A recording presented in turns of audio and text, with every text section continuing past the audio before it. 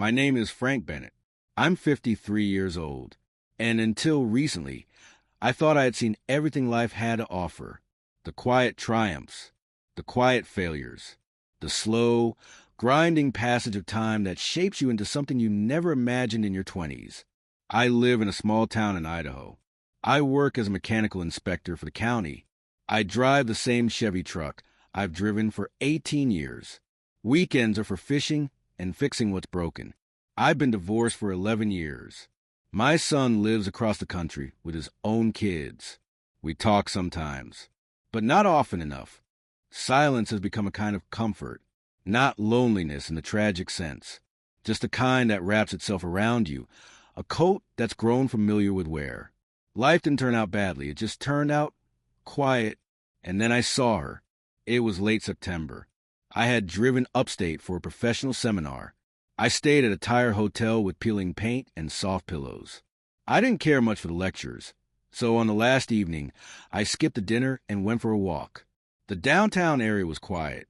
A light drizzle tapped on the sidewalks. The streetlights threw amber reflections in the puddles. And there she was, standing in front of a bookstore window. Red coat, gray scarf, her hands tucked into her sleeves like she used to do in high school when she was nervous. And even from across the street, I knew it was her, Emily Greene. We were 17 when her family moved away. We promised to write. We did, for a while. Then life swept in like it always does. I thought about her from time to time, wondered where she was, who she became. I never expected to see her again, not after 30 years, not on a rainy evening 3 states from where we'd last kissed goodbye. I crossed the street. I said her name. She turned and smiled, like she had been expecting me. We walked together down the street. We didn't talk about the past. Not at first. Just walked like two people who had once known each other deeply and were cautiously opening a door neither of us had touched in decades. We ended up in a small cafe. Shared coffee. Shared silence. Shared glances that felt like echoes of an old life. She told me she had never married. Came close once, but it didn't feel right. Said she spent most of her adult life moving around, chasing projects, working as a freelance designer. I told her about my ex-wife, about the house I still lived in, about the son I barely knew anymore. She listened with that same quiet attention I remembered. She had a way of looking at you that made you feel like every word you said mattered. And then she reached across the table, touched my hand. "I never forgot you, Frank," she said. "I came here tonight hoping I'd see you, because I don't have much time left." The world seemed to still. I didn't know what to say. The rain outside had picked up. Her fingers were cold on mine. "Cancer," she said. "Stage 4. Lungs. I don't have family left. Just my sister. I came here to say goodbye. To this town. To memories." I stared at her. That same girl I kissed behind the gym. That same girl who left on a bus in 1991. Now sitting in front of me, calmly explaining that she was dying. I wanted to be brave. Say something wise. I couldn't. I just nodded and held her hand tighter. We walked again that night. No umbrellas. Just the two of us under the drizzle.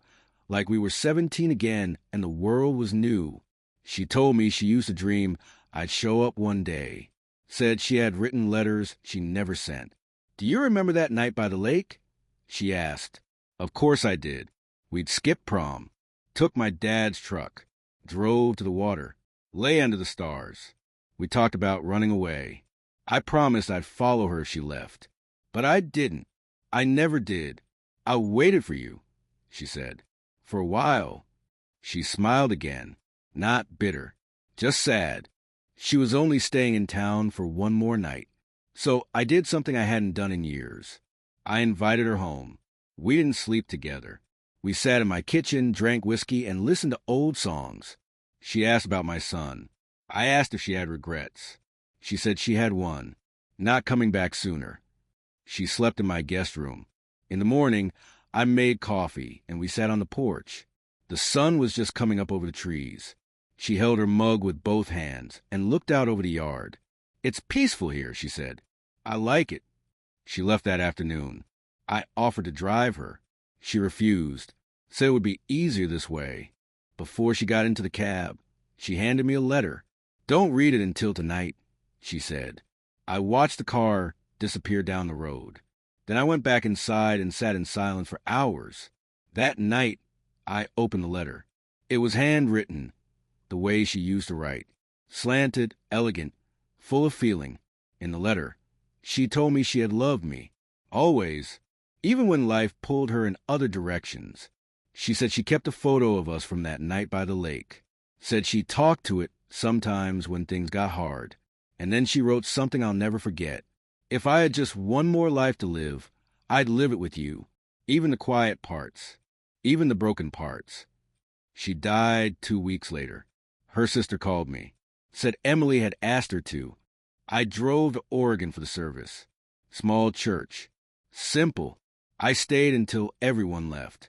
Then I walked to the cemetery alone, stood by the fresh grave, and cried for the first time in years. Not just for her, for everything we could have had, for every letter unsent, for the way time steals things quietly without asking. When I got home, I hung that photo of us by the lake above my desk. Some nights I talk to it, not because I think she can hear me, but because it helps. Some people spend a lifetime chasing meaning. Some find it in money or success. Me, I found it in a bookstore window on a rainy night. She reminded me that love doesn't disappear. It waits, patiently, quietly, sometimes for 30 years. And sometimes it says goodbye before you're ready. But I'm grateful, because for one night, the silence ended. And I remembered what it was like to feel alive again. And that is something I'll carry for the rest of my days.